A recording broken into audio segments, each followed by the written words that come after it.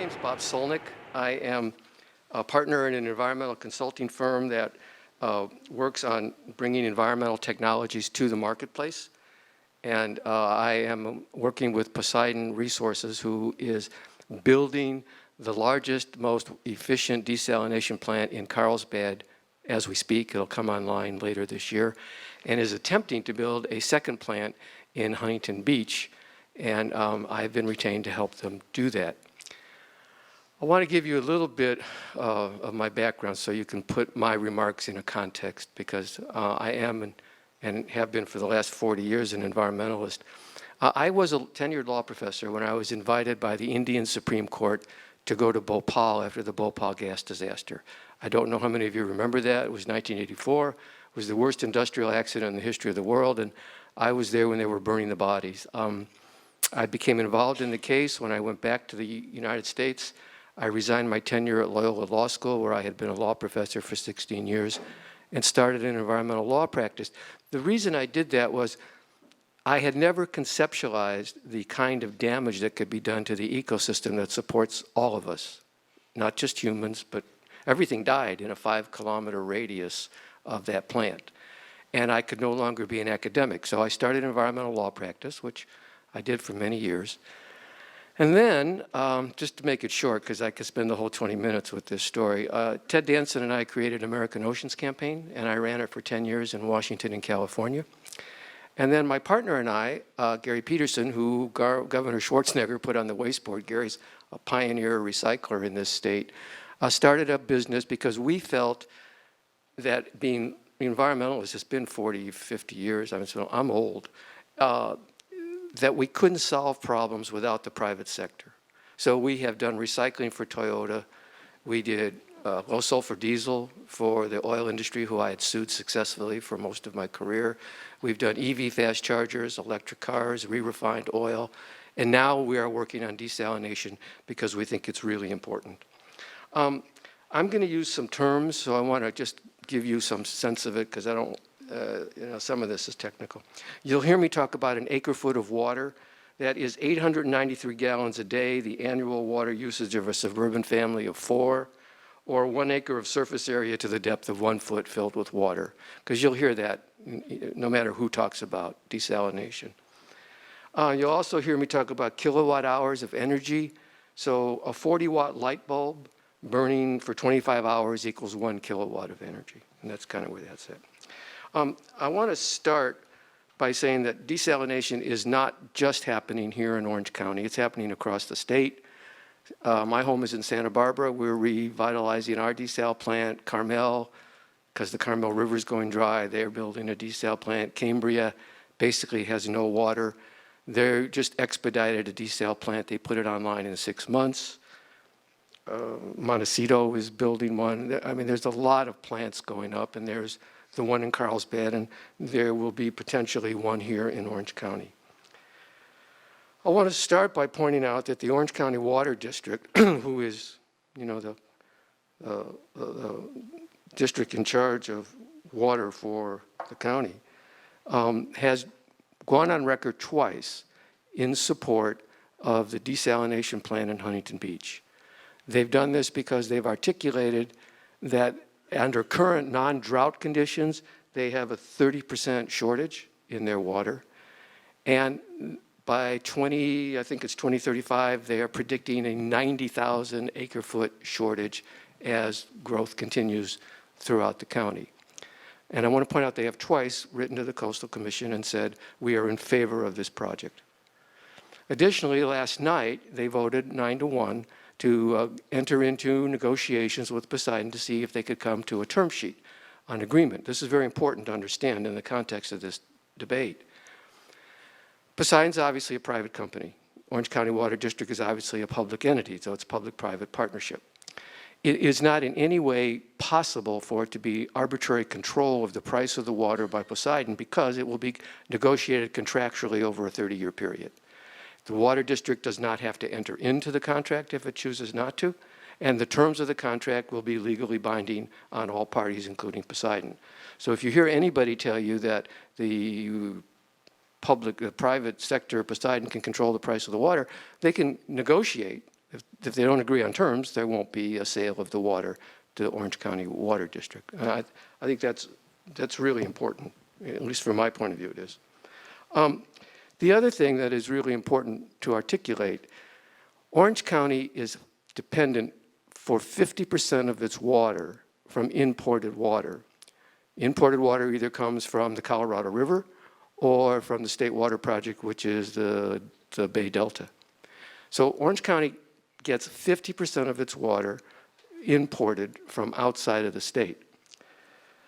The reason that is potentially a problem is because of the drought and, in my view, climate change. I think these are game changers in this conversation. And I think to talk about desalination, taking seawater and making potable drinking water of large quantities, you really can't understand it unless you put it in the context of the environment within which it exists. We've had some rain, but the fact is that according to all the authorities, we still have 98% of California in severe drought. The outlook for 2015 is another dry year. 2014 was the driest year on record. The snowpack, as of today, is about 46%, which is way below normal. So there's not a lot of water.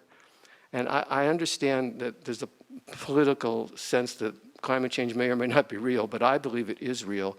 And one of the symptoms of it will be extended drought throughout the Southwest. It's not just California, but it's the entire Southwest.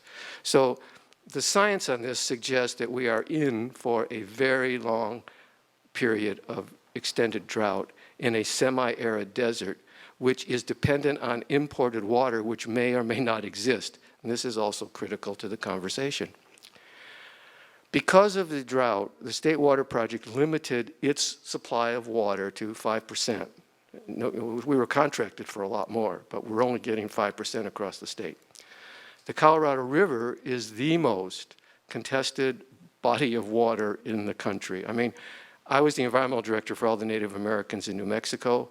We had prior and paramount water rights. Didn't matter. There wasn't any water. It was paper water. The Colorado River is so contested.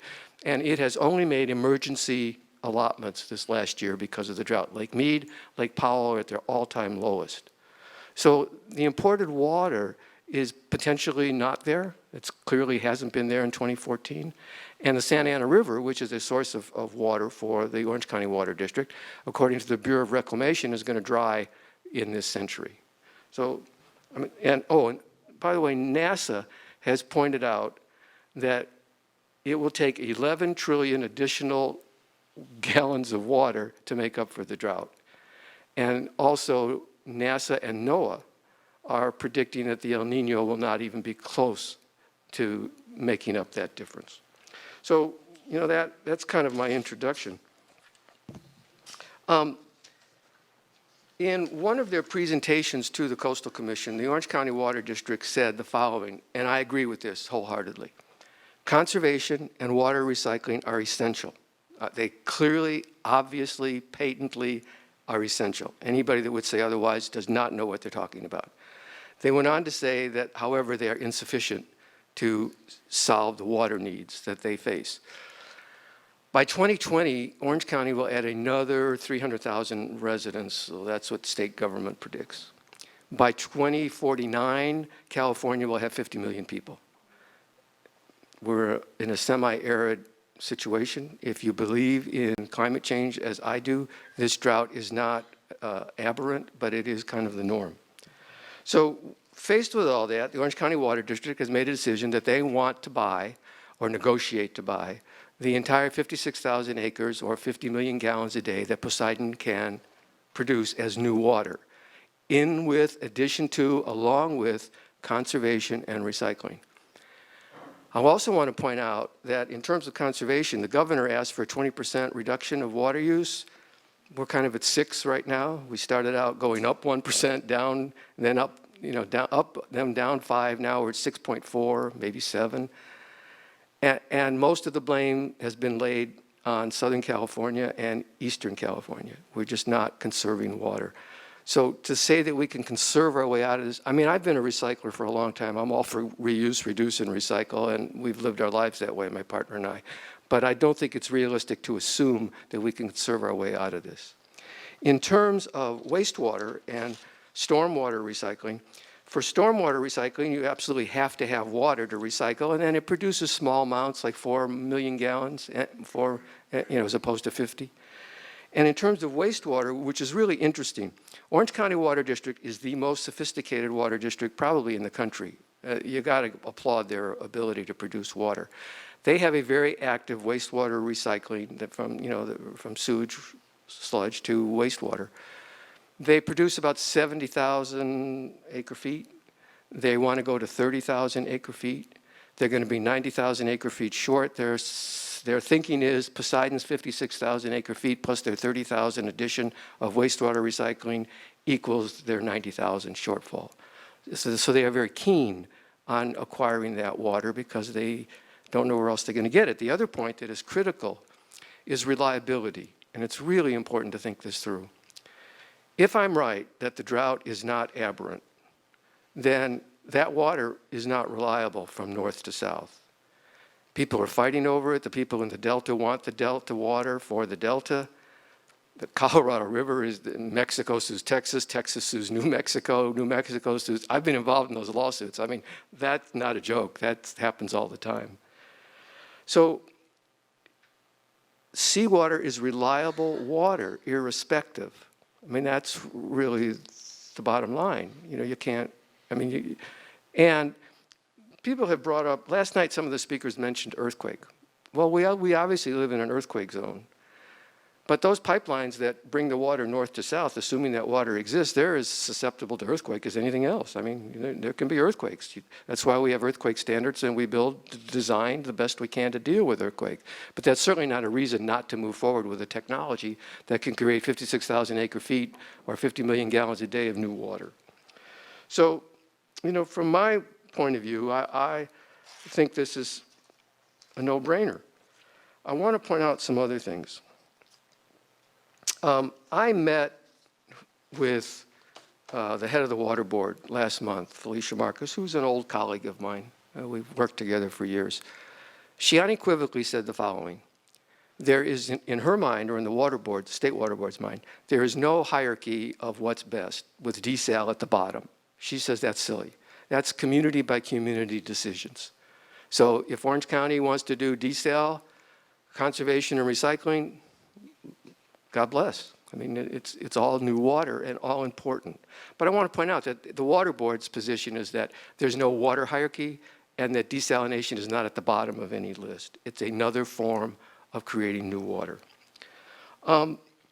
There have been some arguments raised about desalination that I just want to, and I'm assuming Gary will relate to these. If not, we can talk about it later. There's a position that the intake of how the water comes in is really important in environmental terms, and that the only acceptable form of intake, this is not our position, is a subsurface one that goes under the ocean floor, and that will minimize or eliminate the killing of larvae that could otherwise be sucked into an open ocean pipe, even though it might have wedge wire screening, which I think would be sufficient. I want to point out that from my point of view, this has been a political debate because there is no data relating to any full-scale plant anywhere in the world that supports that position. Now let me finish, and we can ask. I'll debate all night if you want. There's one full-scale plant. It's nowhere near the size of the Carlsbad plant or the one that's proposed for Huntington Beach in Japan, and there's no data on it. The rest of the data has to do with slant drilling or small pilot projects. I also want to point out that, in my view, this issue has been taken out of a political context by the independent scientific advisory panel put together by the Coastal Commission and our company, Poseidon. It is a panel of experts, scientists, and engineers. They have been impaneled to review this issue, and resolve it. They did phase one. Phase one said there were 9 possible subsurface intakes. 7 of them had fatal flaws, and the other 2 have constructability problems, wave action, et cetera. They also pointed out, in terms of constructability problems, I mean, I don't know, this doesn't get talked about very much, but in order to put in a subsurface intake in the ocean, you have to excavate 38 acres of ocean bottom.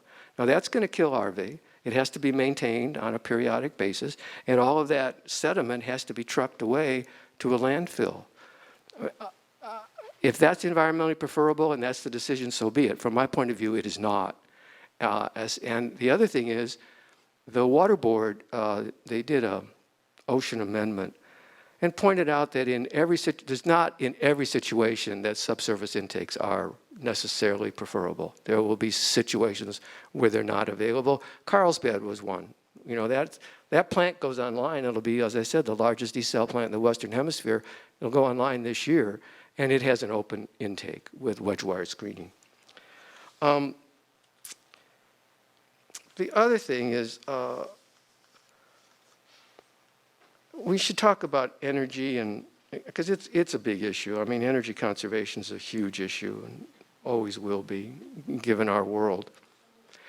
You can't look at energy issues for a desal plant in a vacuum. You have to compare it to importing water and the energy that it takes from north to south, because that's where 50% of the water is coming from. If you know, it's desal water or north to south, or potentially both. In that case, you know, the numbers are not significantly different. It's 3,200 kilowatt hours an acre foot north to south. It's 4,700 desal. You know, I mean, that's going to change, but it's not significantly different if you consider, one, the water may not be there, and two, you're getting a reliable source of water that is local and totally dependable. The other thing is greenhouse gas emissions, which is a big thing in my life, because I believe in climate change. Reverse osmosis technologies do not produce GHG emissions. Is my time up? I can do it. Don't worry, I can do this.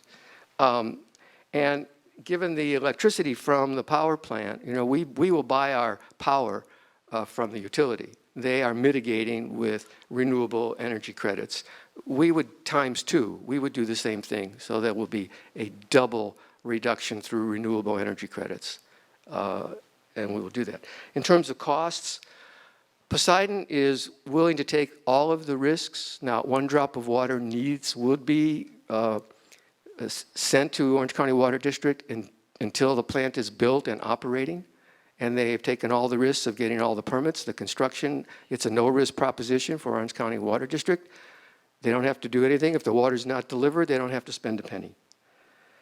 Price over 30 years, it's a 30-year contract. The San Diego Water Authority has estimated the water bills in San Diego County are going to go up $5 to $7 a month. We estimate, because there's an easier connect here, that water bills will go up $275 a month over 30 years. The Orange County Water District thinks it's $350. I just spent $4.10 on a cup of coffee. I mean, literally, at the hotel. And since 1978, the cost of imported water has gone up 6.4%, and that just keeps happening. The Water District hired their own independent consultant, Clean Energy Capital. They've determined that water will go up at 6%, and that by 2035, it'll be parity between the desal water and the imported water. So from my point of view, I think as an environmentalist, and I tell you, I walked away from a very lucrative law practice to run American Oceans Campaign. I think it's really important that we face and the drought doesn't just affect humans. You know, the ocean ecosystem habitats are starved for water, just really starved for water. So the more new water we create, the more water there is for nature. Thank you very much. Thank you. Just hang on there. Do we have any questions? Jeff? Yes, sir. You talked a little bit about cost. I'd like to know what the cost is for the water itself, not just per the monthly bill. I mean, I'm a finance guy. I know people talk about the payments. Oh, and alternatives like more dams. This is easy. Well, dams, that's a whole other conversation. But I mean, well, no, we're not going to beg the question. And the other part is how much of my water would be supplied. You know, you're talking about 50 million gallons. How many gallons in my house? 56,000. Well, it depends. Yeah. In the audience is my boss, Poseidon Vice President and expert, and the project manager. Would you want to answer that question, Scott? Scott Maloney. Yeah, Scott, come on up. The slower you walk, the less time you guys get, so come on. I didn't know that was that boring, I'm sorry. Scott Maloney with Poseidon Resources. I'm the Vice President of Development, and I'm responsible for the Huntington Beach project. I've been employed by the company for 7 years now. The short answer to your question is we are estimating that we can produce an acre-foot of desalinated water for about $1,500. The comparison, as the alternative, as Bob explained, is imported water. Imported water today sells for about $1,000 an acre-foot. So there's a delta, and part of our negotiations with the Orange County Water District is how can we close that delta and then arrive at a cost that is somewhere in the middle.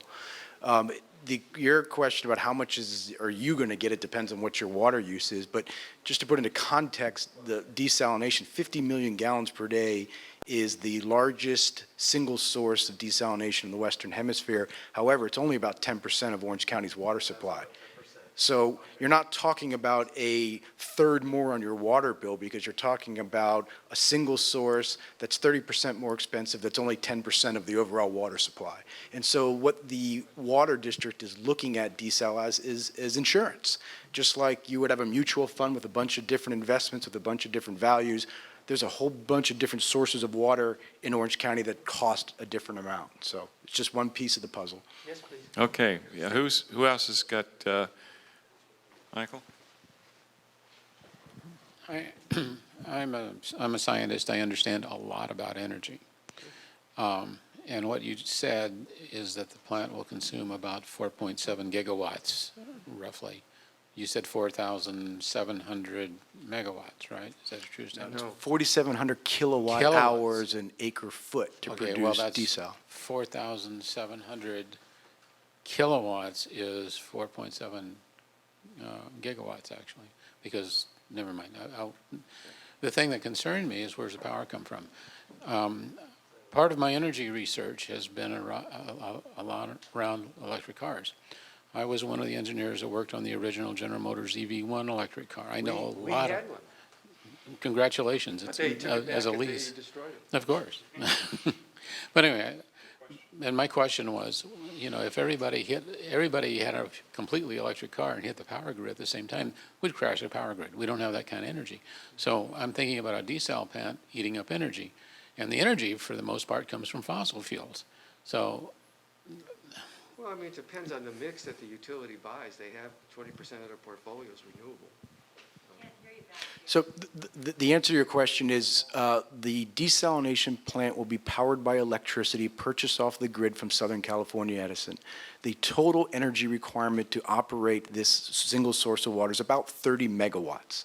That is less than 1% of the demand within Southern California Edison service territory. They don't operate their system with such a small margin that someone using 1% of their demand is going to throw the grid off. And so, as Bob said, you also have to take the source in context of the larger water supply. Desalinated water will be a local source that will offset the need to import water, and the energy consumption associated with that imported water will be offset. So there's a net difference between the. It's also ultimately a value judgment. I mean, it's going to be the decision is going to be made by Orange County board people. They're political people. They're going to have to make a value judgment about where they think water for the next 50 years is going to come from. Okay, Phil's got a question, and then we're going to move on to Gary and let him explain. Thank you, Tom. I'm concerned with the streets and the piping that'll go through the streets of Costa Mesa. Costa Mesa is somewhat 100% sufficient with 8 wells that we have here. We would only receive a very small percentage of the total water that Orange County would get. The Orange County, I don't know where the terminus is. I think it's in Anaheim somewhere. So we're concerned with construction and piping and how would it benefit Costa Mesa. Yeah, that's a legitimate point that we've heard a lot of concern over the years. The final distribution route won't be determined until an agreement with the Orange County Water District's executed and they tell us where they want the water. That said, it is anticipated under almost most scenarios there will be either new pipe built through the streets of Huntington Beach and Costa Mesa or existing pipe that is upgraded so that it is new pipe. The best answer I can give you to hopefully assuage any concerns you have is we just got done in Carlsbad building a 10-mile pipeline through some pretty dense residential communities, and we were able to successfully do that with very minimal disruption to the community. I'm not going to mislead you and say that your life won't be impacted in some way. The streets are going to be torn up for a short period of time, and it will impact your life, but we think we can do it in a way that's not going to be so devastating to your quality of life. It's obviously not going to impact your property values. We will not be in a single block for more than a couple weeks. And it's part of the investment in our infrastructure, whether it's roads or water. Eventually, you're going to have to replace these facilities, and we're proposing to do that. And the other What thing, benefit will Costa Mesa get? You haven't answered that. Costa Mesa will benefit in the same way that Anaheim does and all the other cities that are within the Orange County Water District service territories, that you're going to have a local drought-proof water supply. Well, Anaheim buys more water than Costa Mesa does. We buy a very small percentage. Okay, we can, let's go ahead and we can debate that a little bit longer. Let's get Gary up here.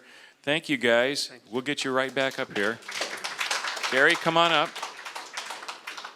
Gary Brown is with Coast Keepers, and I didn't know much about them until I invited Gary to join us tonight. Found out that, I don't know, they've cleaned up the beaches in the last year of how many millions of pounds of garbage?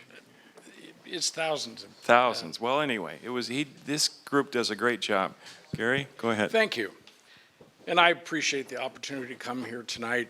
I'm the founder and CEO of Orange County Coast Keeper. We're located here in Costa Mesa. We're kind of right over at Baker and Red Hill. And we have a staff of 12 people, plus hundreds of volunteers.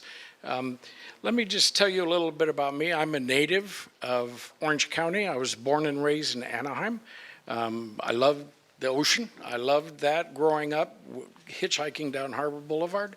But I saw a radical change in Orange County, in our waterways, in our harbors, everything changed, and for the worst. And so I kept saying for years, somebody should do something about it. And so finally I said, well, I might as well do something about it. And so I started a Coast Keeper, and we have five different pillars. We're in education. We're in 25 high schools with a watershed education. We take kids on field trips, show them where water comes from besides the faucet and where it goes besides the drain. We pay the bus transportation because schools don't do that anymore. And so we try to teach kids a new paradigm to care for water, care for our resources. We do a lot of advocacy. We actually, as a stakeholder, write the permits that cities have to follow to do a better job of maintaining urban runoff and managing it and seeing what goes into our waterways. We pay a lot of money to live in Orange County, and part of that is the integrity of our communities.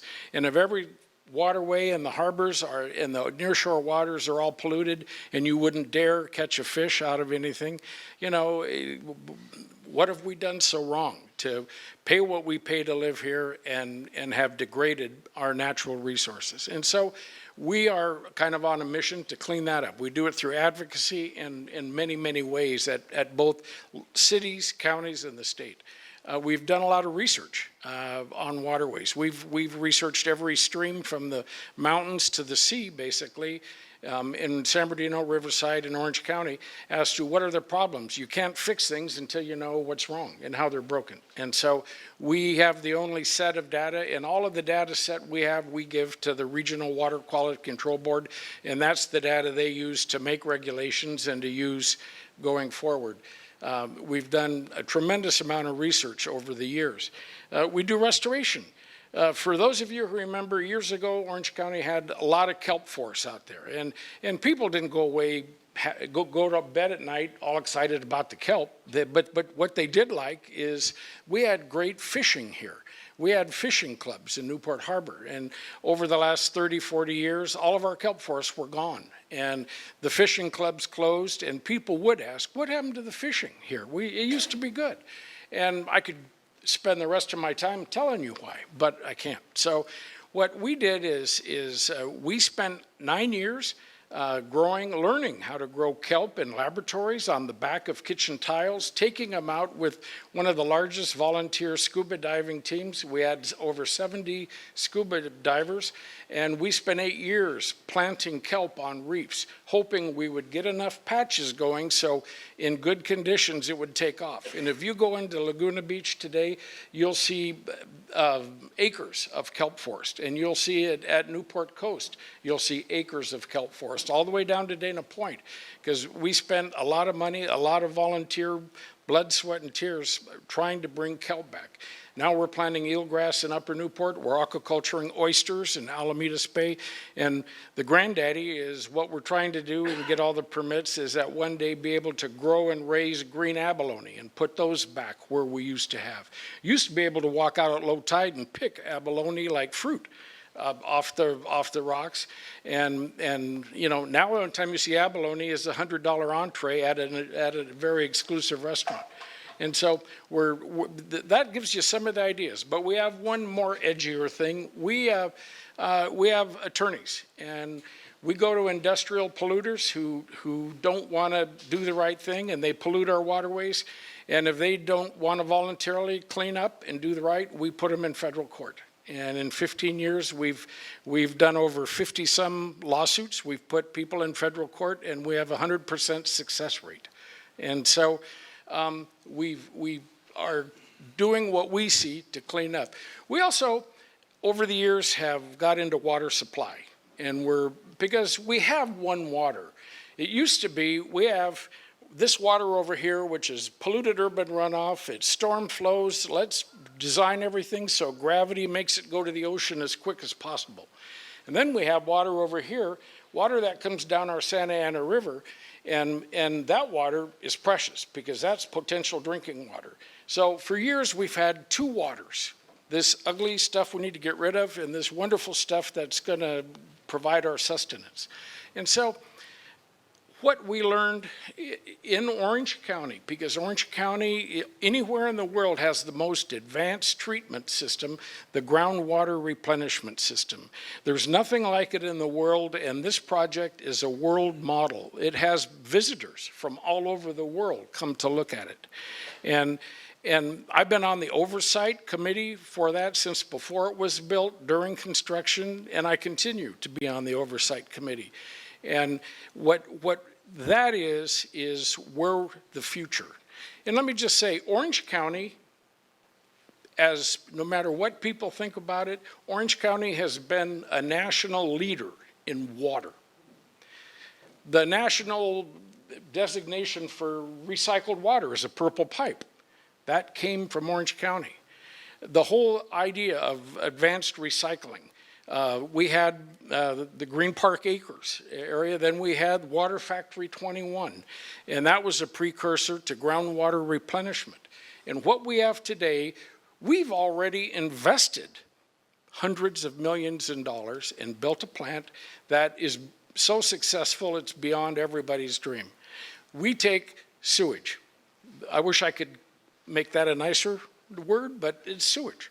We take 105 million gallons of sewage, put it through this plant that we built, and we treat it through 5 barriers of treatment that the water that comes out the other end is so pure, you could put it right into a computer chip manufacturer and they wouldn't have to treat it. A lot of people don't know that if you take all the natural minerals out of water, it becomes a corrosive, and you can't put it in a pipe because it will eat the pipe, trying to get minerals. So this water we produce is so pure, you have to inject limestone in it before you can put it in a pipe. And so today, and for the last 4 years, we've been producing 70 million gallons a day. And April of next year, we'll have an expansion, the first expansion that will take it to 100 million. And we were smart enough to think, okay, in this first expansion, let's just oversize everything and really build in the second expansion. And so that's what we did. And so the second expansion will be 130 million gallons that will produce. And so, you know, that's extremely important because the water leaders in Orange County who have known for being innovative, that was their answer to the future. Interesting fact, Metropolitan Water District used to think in their 20, 30-year long-term plan that Orange County probably would have a desalination plant. And they had a little pin on a map, and it was called the Balsa Chica Desal Plant. In the early 90s, they decided, in their infinite wisdom as kind of the water master of Southern California, that Orange County didn't need a desal plant, and so they took it off. And it was then a Wall Street investment group, and Poseidon in Connecticut said, well, wouldn't that make a profitable story to sell water to thirsty, drought-ridden California? So this isn't government. This hasn't been a typical public work project where you define the problem, define the solution, generate the money, and you do it. And that's what we've known all of our lives living here, is what a public works project is. Okay, what this has been, a 15-year political campaign with money funded through PACs, with money funded to politicians over the years, even to the point of taking over the Orange County Taxpayers Association and funding them. So they would show up at every meeting and support what you're trying to do. Today, and things could change rapidly, Poseidon has spent close to $40 to $50 million in Orange County trying over the years to get this plant. And after spending that much money, they don't have a permit and they don't have a customer. They went to all the water districts that are responsible to provide water, which isn't Orange County Water District. Orange County Water District's role is to maintain the aquifer. All the different cities sell water to their residents. They're the ones responsible for water. Poseidon went to all the cities and couldn't get the cities to buy on. They wouldn't commit. So then they went to the Coastal Commission and they got denied the permit, but invited to come back, do some things, do some more studies, come back. And so they couldn't get the individual cities. So now they went to, now they've played politics. They have a majority of the board of directors on their side. And what they've done is basically go and say, you know, you buy all of our water and guarantee us our profit. And if I call that a subsidy, but they call it private enterprise. You do a 30-year contract to buy all of our water, and if you look at the contract they have in Carlsbad, that allows them to increase rates 30% unilaterally when they want to. And they have an agreed upon negotiated price down there, and Scott or Robert, you can correct me, but I think that's $2,365 an acre foot. What Orange County's independent, that also was their financial consultant in Carlsbad, said that this would be $1,900 an acre foot. And so, you know, Lucy Dunn of OCBC told me, she said, a company has a right to fail. So why are you involved? If they want to invest their money, do it. And I said, absolutely, you're right. But once you take government subsidies to do it, it's a different paradigm. And that's my point here, is no matter how much they say this is private, you know, there are subsidies from Metropolitan. There's a guaranteed purchase with a guaranteed profit margin. So it's subsidized water. My point is, what groundwater replenishment is doing is we don't need Poseidon here now. They brushed over groundwater replenishment because that's what our water leaders planned. Our water leaders didn't plan Poseidon. A Connecticut firm funded by Wall Street planned this desal plant. I would say, they say Carlsbad. If I was in Carlsbad and imported over 90% of my water, you know, I would take probably a different view. I would say, what the heck, let's try everything we can. But that's not the circumstance here. We have we have water leadership and water innovators that are far more. Robert talked about there's desal plants going up in California all over. Well, yes, but we're not like other areas in California. We're so far ahead in what we've developed in our infrastructure and what we have that we can't even be compared to other areas of California. Sacramento doesn't even have water meters on houses yet. They just think water is unlimited. And so there's big differences. So if other areas have desal plants, that certainly doesn't mean, okay, that's perfect justification for Orange County. Quite frankly, if we wanted a desal plant in Orange County, you'd put it in Dana Point. They don't have an aquifer. We sit on a huge underground aquifer, and that is our future. You know, there's a reason why they went to all the cities to try to get them to sign up, and the cities said, no, we don't want to commit to your water. Now, if they get Orange County Water District to buy it, I sit down with Mike Marcus, the general manager of Orange County Water District, and I said, well, explain to me, if they couldn't sell their water to the retailers, who are you going to sell it to? And he said, well, we're going to have to force it on everybody. And I said, how do you think that's going to work for you?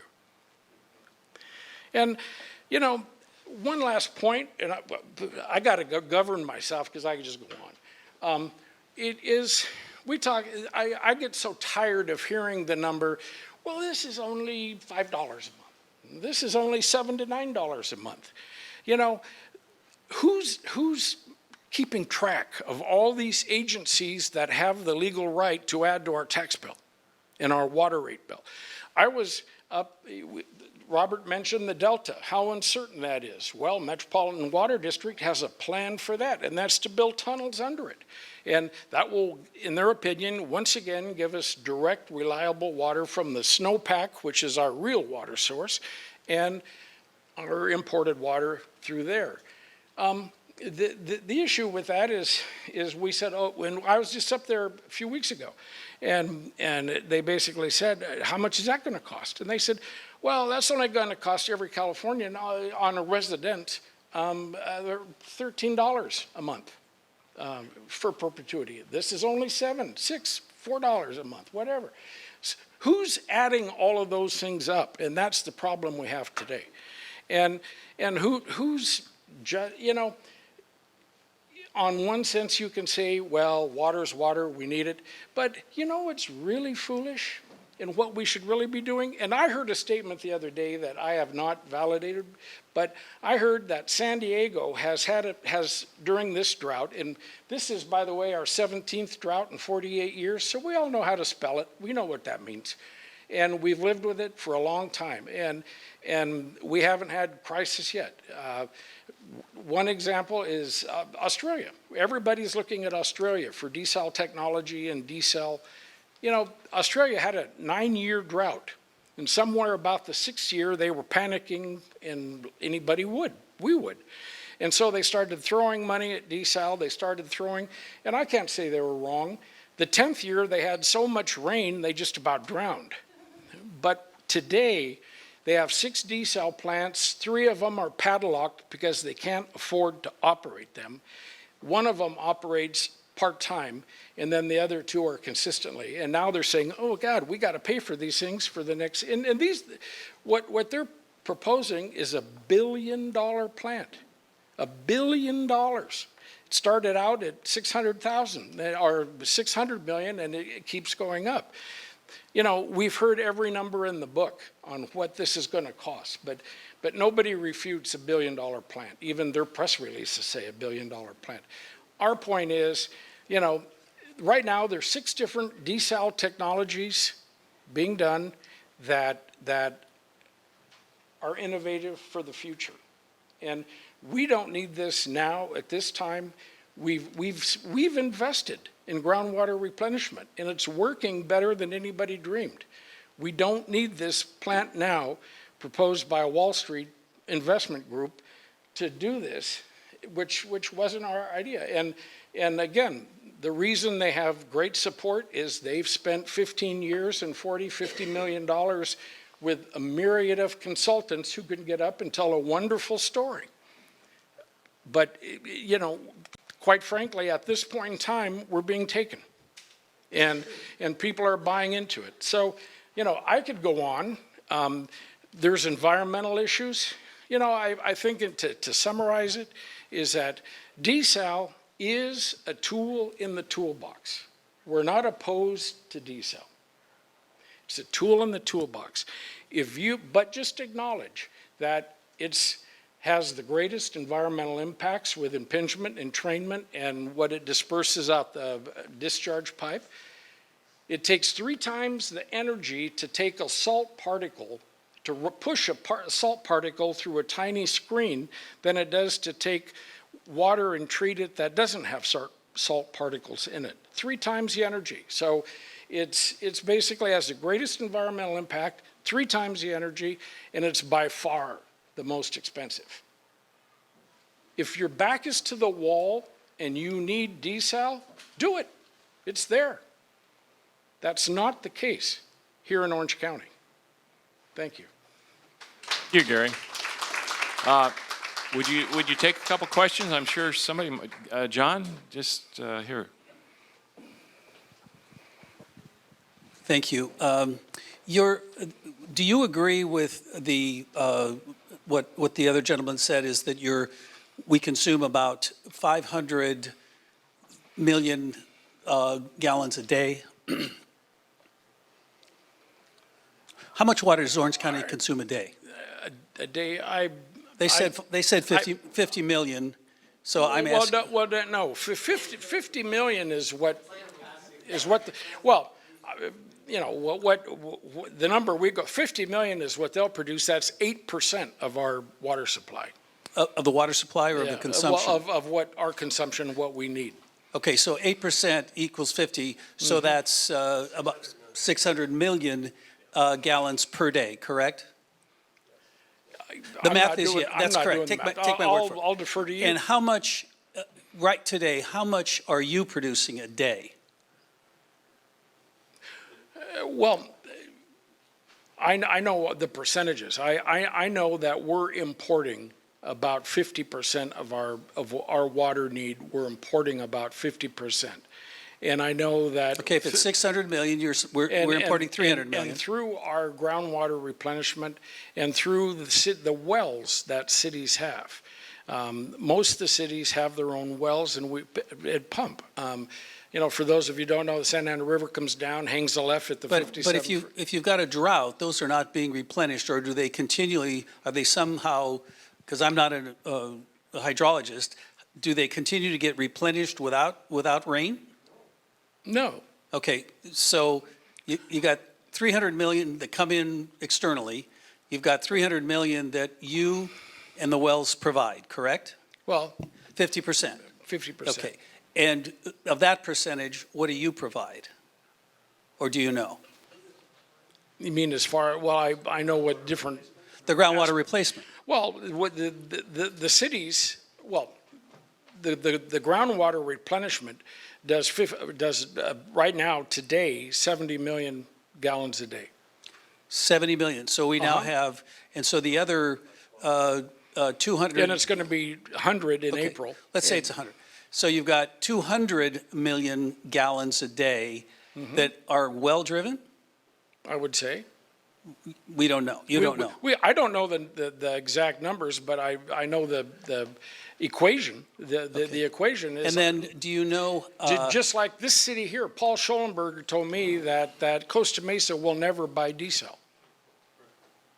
They'll never run out? Yeah, they'll never need it. And you couldn't find a greater desal advocate than your general manager.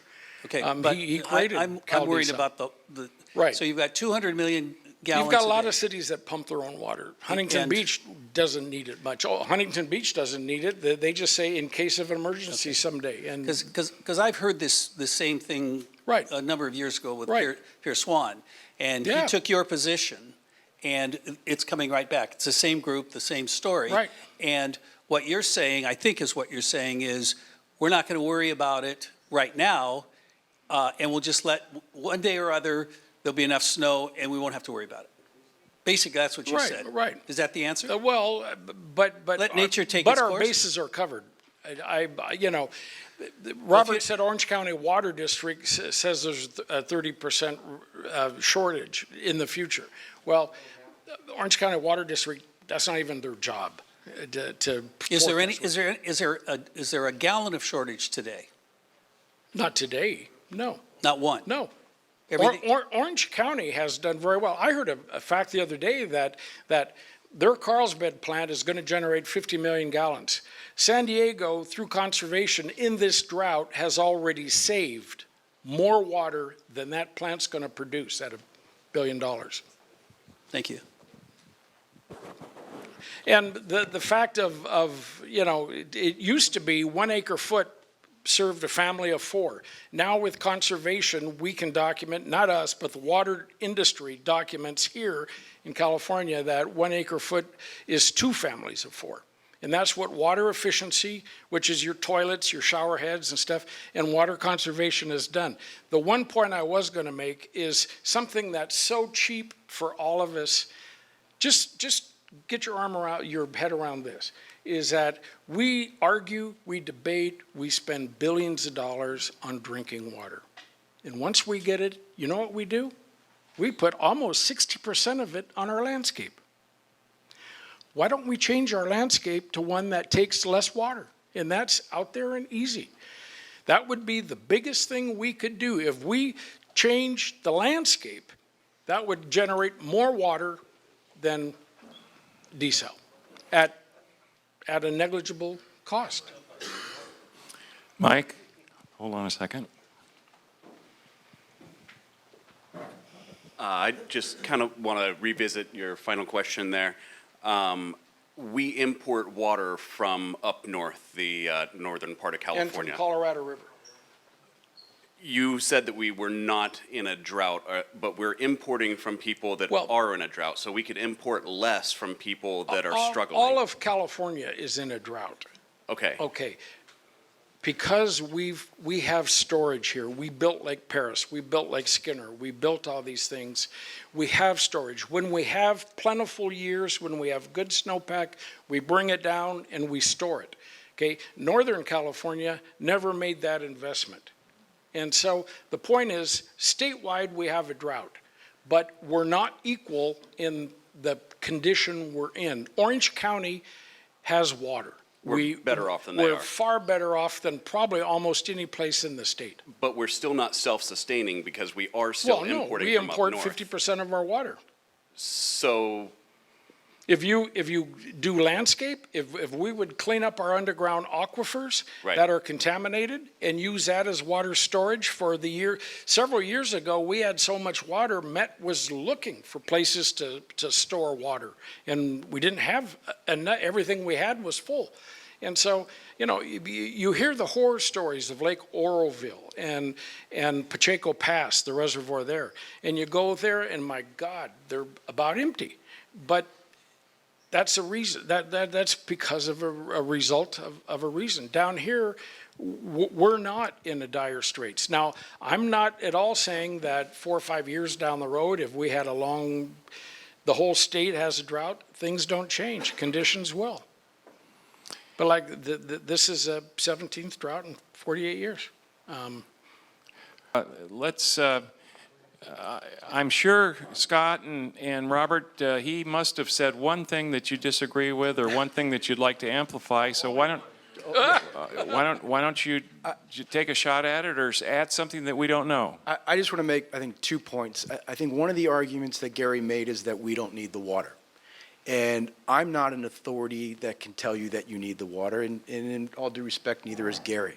The Orange County Water District, on the other hand, the public agency made up of elected officials has made the determination that this is a needed source of water, that we cannot recycle and we cannot conserve our way out of the drought.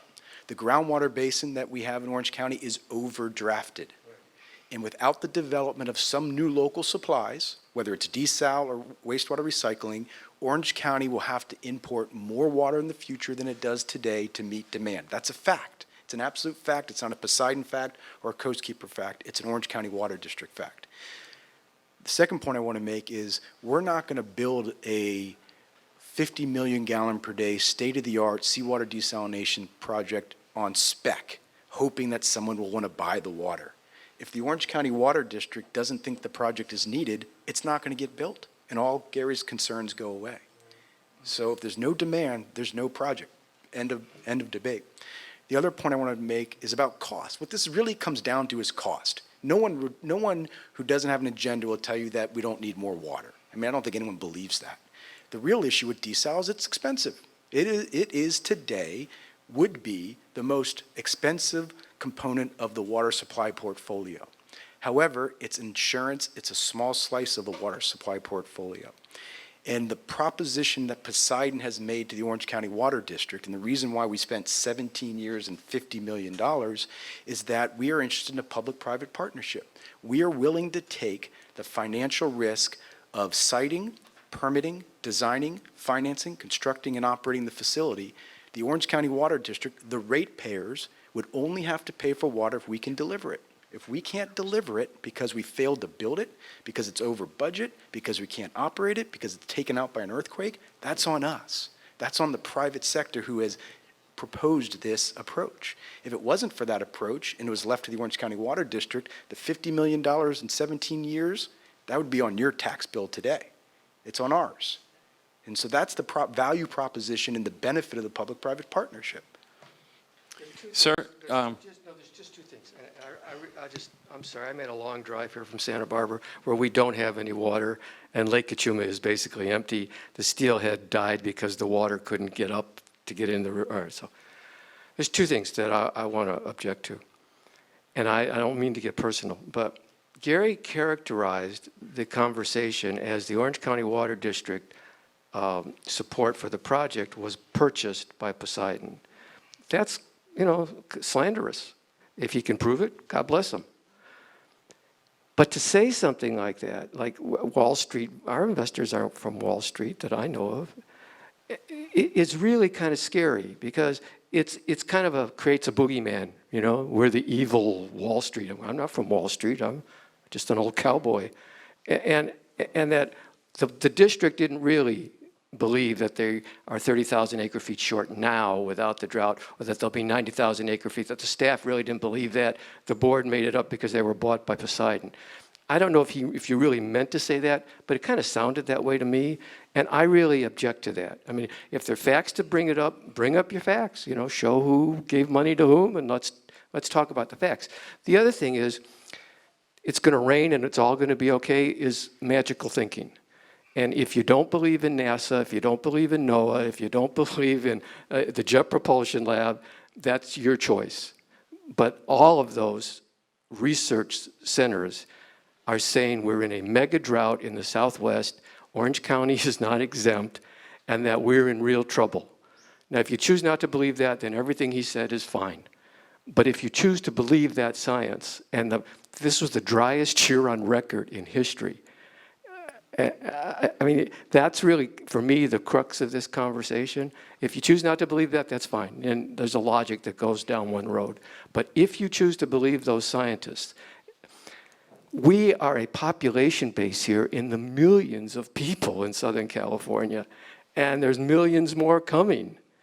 You're going to have to find water for them. And to say that we could conserve our way out of this, your first speaker on the Constitution was talking about human nature. It's just not happening. I mean, I started in the environmental movement in the 70s, and we're still conserving, and we still can't conserve our way out of these issues. So I think that those are issues you really have to kind of wrestle with in making an informed decision. Sir, why don't you introduce yourself and Sure. quickly, and Sure. then maybe if you have a statement you'd like to make, go ahead and make Sure. it. My name's Ray Heimstra, and I'm the Associate Director at Orange County Coastkeeper. I work with Gary.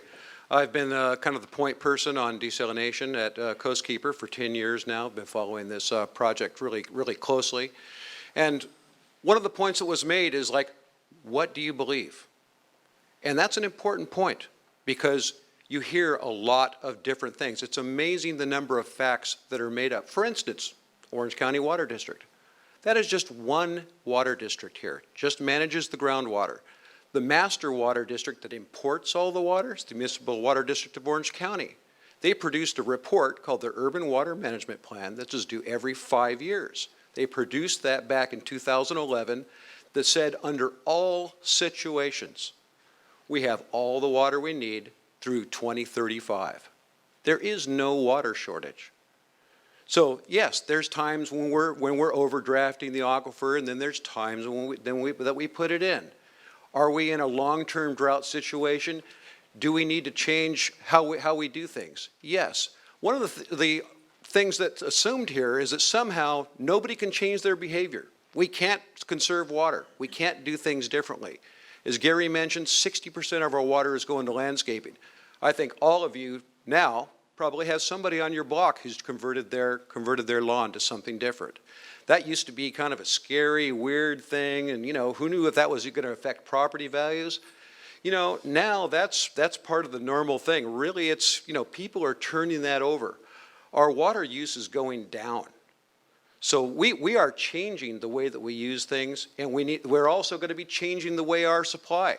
Gary is on a panel that is looking into what's called direct potable reuse, where we can take our wastewater. When we have 2 more wastewater streams down in South Orange County that we haven't even tapped into yet, hundreds and hundreds of millions of gallons. When we get to that technology in about 10 or 15 years, we can use that. In the meantime, if we get to a point to where we need desal, they put the plant together in 2 years. They've spent 15 years trying to find a customer, trying to sell this idea. If you need it, build it. In fact, in Dana Point, we have a public plant that has been designed using better technology. Coastkeeper and Surfrider environmental groups support it. We're not against all desal. But the cities, the agencies, don't want to build it. Why? Because it's wildly expensive. The same reason why when Poseidon went around to these cities, they didn't want it. What it's been pick and choose. They found Orange County Water District. No, they didn't buy them, but they found some people that were willing to buy into the Poseidon game. And that's what it's really about. Okay, I'm going to start you guys off with the first 2 questions because it's been bugging me a little bit. I've been told that more fresh water flows under the Golden Gate Bridge every day than we use in Orange County. Is that true or not true? You mean in the ocean? It flows, yeah, into the ocean. You mean like from runoff? Out of the Delta. Out of the Delta? I don't know if that's true or not, but it's probably in the magnitude of. I mean, I kind of. Orange County on an annual basis consumes between 500 and 600,000 acre feet of water. Okay. I don't know how much flows under the Golden Gate, but it's a lot of water. The other question I have is a lot of our problems started about 6 years ago when the Delta smelt was determined to be an extinguished fish. Why didn't Southern California and you guys fight that more? And why can't we figure out a way to turn that? The third of the water was cut back because of that. So we're getting a third less of the water, and therefore the water we get is more expensive, and our rates have gone up. Why didn't Southern California fight to do something to get that water coming back down the Delta, especially for the farmers along the San Joaquin Valley that really needed the water, that are going out of business? Well, couple things. One is in the early 90s, all of you remember the debates and the Battle of the Peripheral Canal. That was Southern California, basically the Metropolitan Water District's attempt to get reliable flow from the Delta, quite frankly, by going around the Delta. The 2 tunnels they're talking about now is just instead of going around, now they're going to go under. That's what they're proposing. But, they make a great, strong case that that's necessary for reliable water to Southern California in the future. Okay, and the voters, in the 90s, it created the North-South war, basically, where people were talking about succeeding. We should be 2 states. They had the water and we had the population. And so then the Delta smelt became an issue. Probably the question is whose role is it to fight that? And Metropolitan Water District has been fighting it all along, and now it's on its way to the Supreme Court, and the attorneys for Metropolitan Water District are taking it there. and stuff. But again, if we have a reliable conveyance, then it's a moot issue. The fact I've learned about the Delta is we keep thinking, we need to restore the Delta, but the Delta can stay just like it is. The Delta is naturally changing all the time. The Delta we know today won't be the same Delta we know in 5 years. And they say an earthquake could destroy the dikes. It'll probably be a ground squirrel. Because those are all most of those are 100-year-old dikes that create the Delta. They were not engineered. They were just levees. They were just sand piled up as levees. And they're full of ground squirrels. They're full of everything, and they break once in a while. The big fear is that if one breaks at the right place at the right time, it'll be a domino effect, and the levees will start just going, and that will destroy the Delta and certainly bring our economy to probably an immediate significant impact, if not a halt for a while, until we figure that out. So that's one point I have is that they were saying it was, the energy we're going to use at the Poseidon plant kind of is neutral, because then we don't have to import this water from Northern California and pump it over three mountains. Metropolitan Water District has said that basically they're going to pump all the water from the Delta. A court will allow them to pump regardless if Poseidon is built or not. That assumes the water is going to be available. Right. I mean, that's really the crux of this debate. There's two things. Poseidon is a private company taking a risk. People don't want to buy the water. Like Scott said, if people don't want to buy the water, we're not going to build the plant. But the other one is there going to be water? And it's really, if you don't decide that question, logically, you can't make a decision on this. It's just emotional, which is fine, but it's not a logical decision.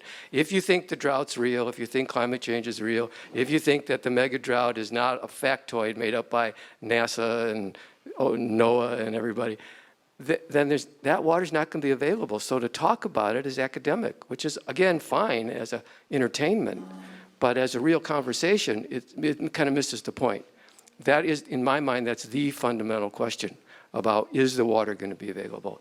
And is desalination a viable alternative for an additional source of new water, along with conservation and recycling?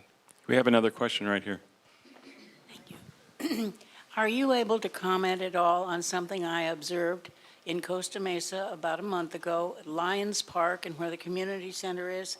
All that ground between them, from the Lions field back and behind and all that, land was being excavated. I've never seen anything like it in my life. They were putting in pipes that were 30 foot in diameter. And I slowed down and asked a workman, what is this about? And he said it's storing water. Do you know anything about this project? Like maybe trying to store rainwater from the... I do not know about that specifically, but that's common.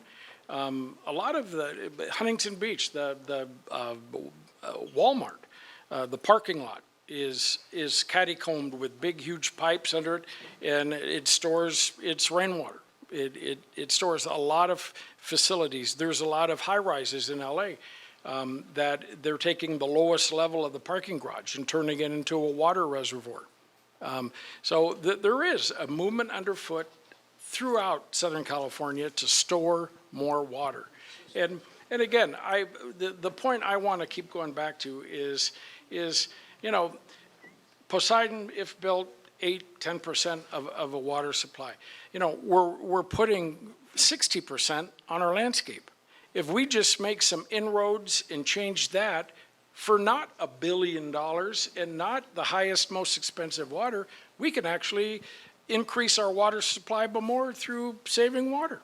And one point is what Ray was saying, is that when we started this groundwater replenishment system, the point was the number we were using for sewage going out the pipe into the ocean on a daily basis was 240 million gallons a day. Now, GWRS takes 100 of that, but every day when we open GWRS, conservation is working. We don't have the flows at all that were forecasted. And conservation is taking its toll. So, and it, you know, that's free, just conserve. And We've got time for one more Okay. question. I'm going to let Tom do that, and then you guys can stick around and you guys can answer some more questions. Okay, I'm Tom. Scott, this is a question for you maybe. You're going to take seawater. You're going to make 50 million gallons of fresh water out of seawater. How many gallons of seawater are you going to use to do that? The recovery is approximately 50%, so it takes 2 gallons of seawater to make 1 gallon of drinking water. I think you're wrong on that. I think it's more like 3 gallons. Because I've been in desal myself. And then what do you do with the surplus, all this desalination water? You don't even let you put it in the sewer. What are you going to do with it? We have a permit from the Santa Ana Regional Water Quality Control Board. It's a federal permit administered by the state. They protect the water resources of California. They have issued us a permit to withdraw ocean water and to discharge our byproduct, which is seawater with twice the salt content. Me too. So it takes 2 gallons of seawater to make 1 gallon of drinking water with our reverse osmosis technology. We will withdraw from the ocean, based on the permit that has been issued to us, 127 million gallons of seawater. 50 of that will become high-quality drinking water. 50 of it will be our byproduct, which is nothing more than seawater with twice the salt content. The additional 27 million gallons we'll be intaking will dilute that seawater to a level that is not harmful to the marine environment, and we will discharge it to the ocean. That issue has been vetted over a decade, has been litigated by Coast Keeper. We have prevailed in court on that issue. We didn't. Well, San Diego Coast Keeper, there's a different chapter of Coast Keeper, not Orange County. Coast Keeper, the umbrella organization. And we have prevailed. The point I would want to make to you is I have tremendous respect for Gary and Coast Keeper. It's a very credible environmental organization. We hope to partner with them in the future. However, over the last 15 years, every single local, state, and federal agency that has been required to review our project has approved it, after determining it can be built and operated without any significant impacts to the environment. Over that period of time, Gary's organization has fought us tooth and nail. There have been lawsuits. I believe you were a litigant on the CEQA, the environmental document that the city of Huntington Beach approved a decade ago. And here we are, 15 years later. No, we weren't. And Gary's concern is the cost of water. Well, part of the reason it's taken us so long is because we've fought this opposition for so many years. Last point I wanted to make is that Gary is touting the groundwater replenishment system or wastewater treatment as the solution. Why do we need desal? Let's just recycle our wastewater. We absolutely agree. The first choice to Orange County should be conservation. Second choice should be wastewater recycling. And the third choice should be desalinated water. The first 2 legs of the stool don't allow the stool to stand. You need the third leg. The groundwater replenishment system is being expanded and will have a 3rd phase expansion. And the Orange County Water District will still need more water. What Gary didn't tell you when he was touting the groundwater replenishment system is that when it first came online a decade ago, that source of water was more expensive than imported water. Just like desal today is more expensive than imported water. Today, GWRS is less expensive than imported water. But the Coast Keeper Foundation was not fighting the groundwater replenishment system a decade ago because it was too expensive, but they're fighting us today because it's too expensive after a decade of not being able to convince any of the regulatory or permitting agencies that this project is bad for the environment. Let's give these guys a big hand. This has been great. It really has. And I personally have learned a lot tonight, and the debate was something that I didn't expect. It went a whole different way than I thought it was going. Yeah. Anyway.